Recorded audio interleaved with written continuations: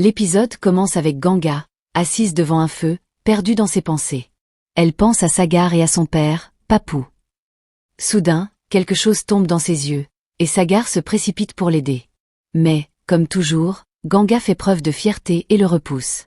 Agacé, Sagar se dit qu'il en a assez de ses caprices et de devoir constamment insister.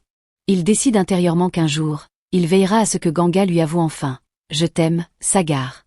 À ce moment précis, Ganga se retourne et lui demande ce qu'il vient de dire. Pris de court, Sagar répond qu'il ne parlait pas à elle.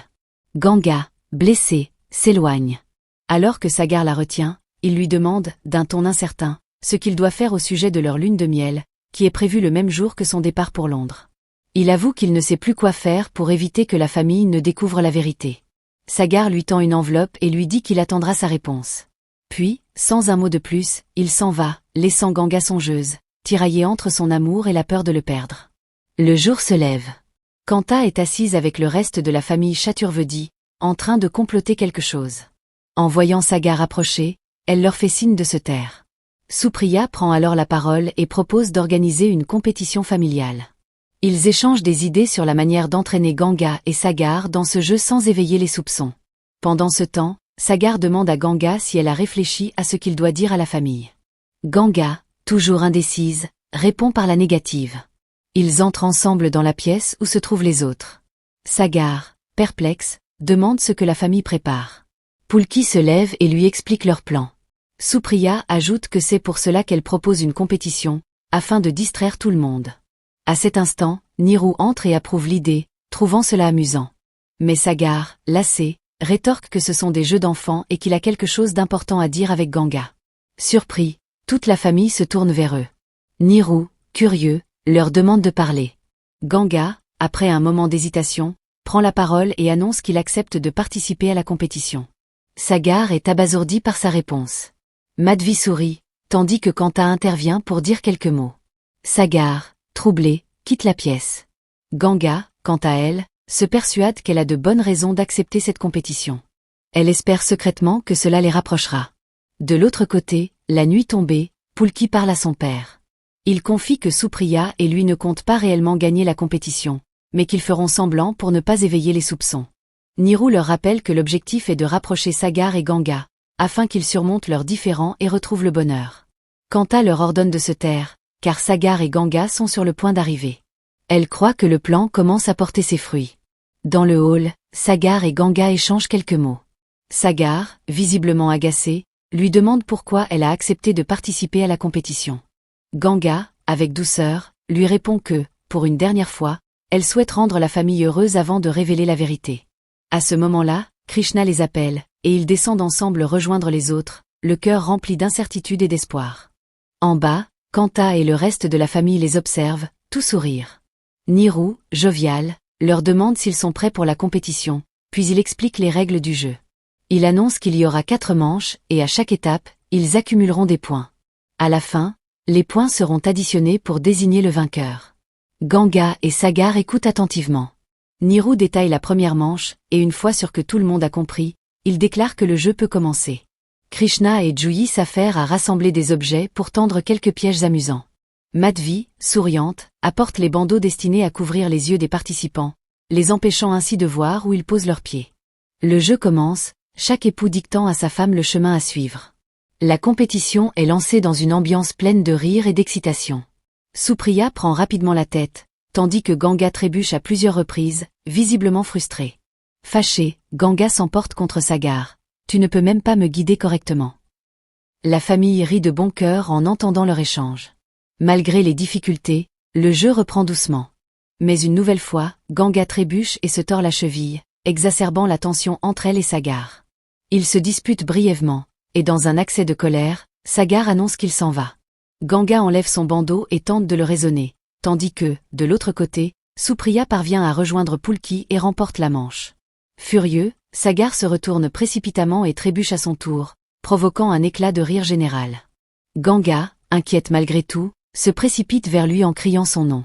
La famille continue de rire, mais Ganga l'aide doucement à se relever.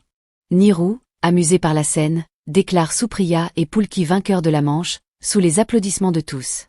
Sagar, toujours vexé, s'éloigne, et Ganga le suit discrètement. Lorsqu'ils arrivent dans la chambre, Ganga reste silencieuse, observant Sagar un long moment. Sentant son regard, Sagar se retourne, et surpris, lui demande ce qu'elle fait là, plantée devant la porte. Sans un mot, elle lui tend quelque chose. Sagar tente d'utiliser l'objet, mais échoue maladroitement. Avec tendresse, Ganga s'approche et l'aide à appliquer une patte sur sa cheville blessée. Elle le fait avec tellement de soin que Sagar, un instant surpris, sursaute légèrement. Mais elle continue, concentrée, jusqu'à ce que ce soit terminé. Après avoir fini, Sagar la remercie timidement. Ganga se dirige vers le placard, prend une serviette, puis s'essuie les mains. Elle se retourne, le regard posé sur Sagar, et lui dit quelque chose à propos du jeu du lendemain, lui suggérant qu'il devrait mieux se préparer. Sagar, d'abord réticent, lui répond qu'ils s'en sortiront bien, comme aujourd'hui. Ganga, piqué au vif, lui rétorque des paroles blessantes, révélant ainsi sa frustration. Sagar, réalisant qu'il l'a blessé en refusant de se préparer, change finalement d'avis et accepte de s'entraîner. Ganga, apaisé, prend un foulard et le noue autour de leurs pieds, les liant ensemble pour qu'ils puissent s'exercer à marcher en harmonie. Ils commencent à s'entraîner, lentement, tâchant de coordonner leurs pas. Madhvi, passant par là, les aperçoit.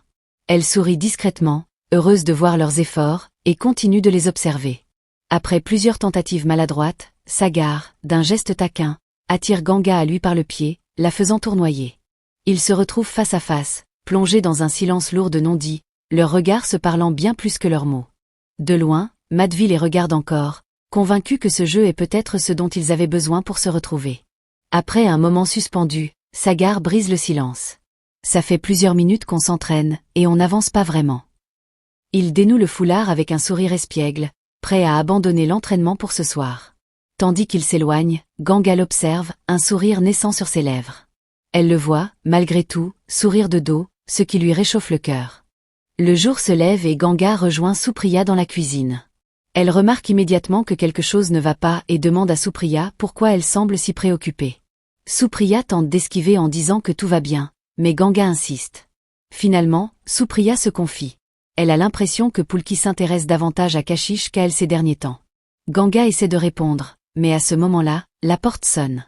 Ganga se dirige pour ouvrir et découvre un livreur qui lui remet un paquet, en disant que c'est pour l'une de ses amies. Ganga, intrigué, demande de qui il s'agit. À cet instant, Kashish arrive et le livreur la désigne.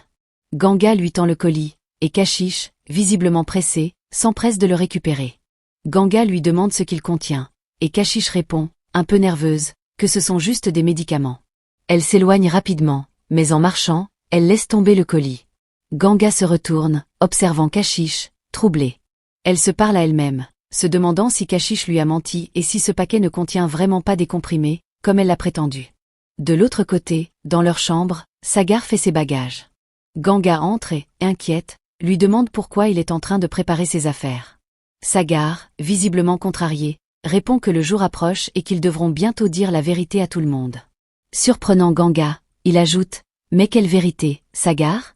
Nous ne connaissons même pas la vérité nous-mêmes. » Sagar, avec amertume, lui répond que la vérité, c'est que Ganga ne l'aime plus, et qu'il n'y a plus rien entre eux.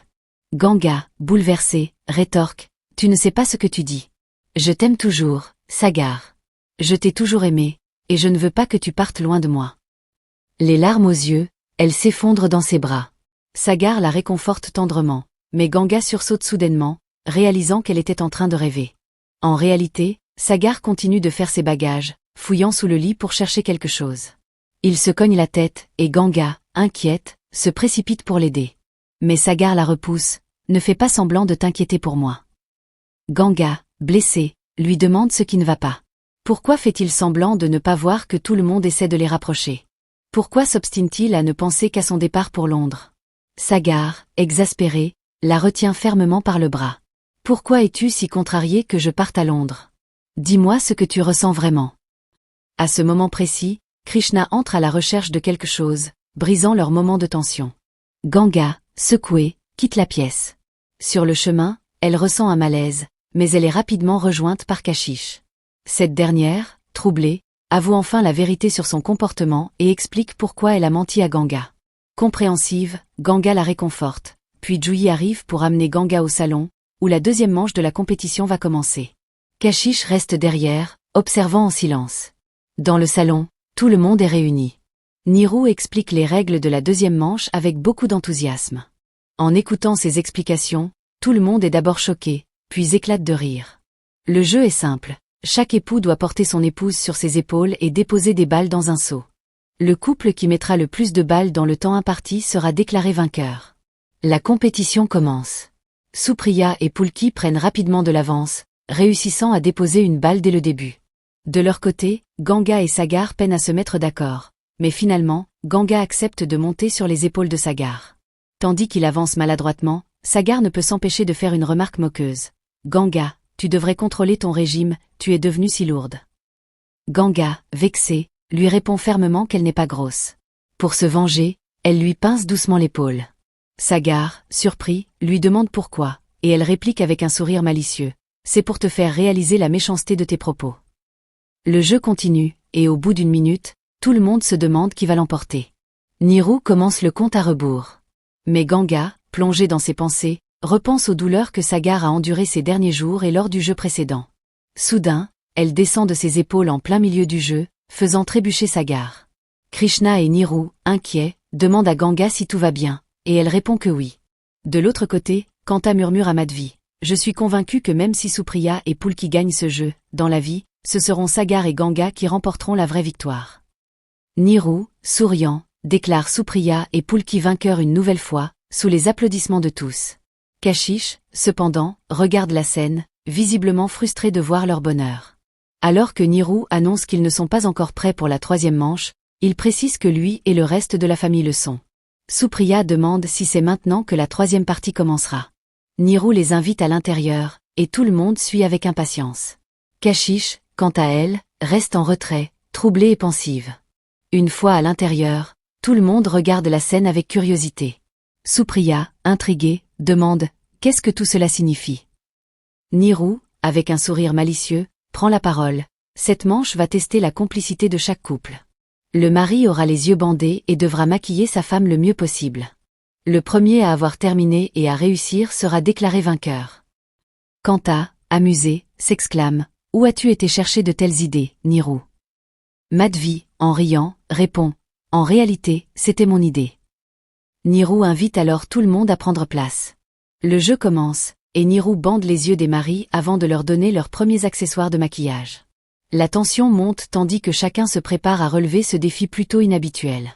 Sagar, concentré, prend la poudre en premier et commence à l'appliquer maladroitement sur le visage de Ganga. Madhvi, voulant l'aider, fait tomber le pinceau, mais Nirou la reprend immédiatement. Pas de triche, Madhvi. Laisse-les faire seuls. La famille, assise autour d'eux, rit doucement en observant la scène. Pendant que les maris maquillent leurs épouses avec un mélange de sérieux et de maladresse, Sagar s'empare du rouge à lèvres. Avec des gestes hésitants, il l'applique doucement sur les lèvres de Ganga. À cet instant, la tension entre eux devient palpable, comme si chaque geste de Sagar portait un poids émotionnel bien plus grand que le simple maquillage. De l'autre côté, Pulki, beaucoup moins précis, a complètement dérapé en traçant le rouge à lèvres un peu partout autour de la bouche de Supriya, provoquant des éclats de rire. Sagar, quant à lui, prend ensuite le vermillon et, tout en appliquant délicatement la poudre rouge sur le front de Ganga, il ne peut s'empêcher de se souvenir de la première fois où il lui a appliqué du vermillon, marquant ainsi leur union. Ganga, elle aussi, est emportée par ce souvenir. Son cœur se serre en repensant à cet instant intense, rempli de promesses et d'espoir. Le silence entre eux est chargé d'émotions, et malgré les rires autour d'eux, il semble que, pour Sagar et Ganga, le temps se soit arrêté, ne serait-ce qu'un instant. Avec cette tension, l'épisode se termine. Merci d'avoir suivi jusqu'à la fin. Si cette vidéo vous a plu, abonnez-vous et activez les notifications pour ne rien manquer. Chaque abonnement compte et nous motive à vous offrir encore plus de contenu de qualité. À la prochaine.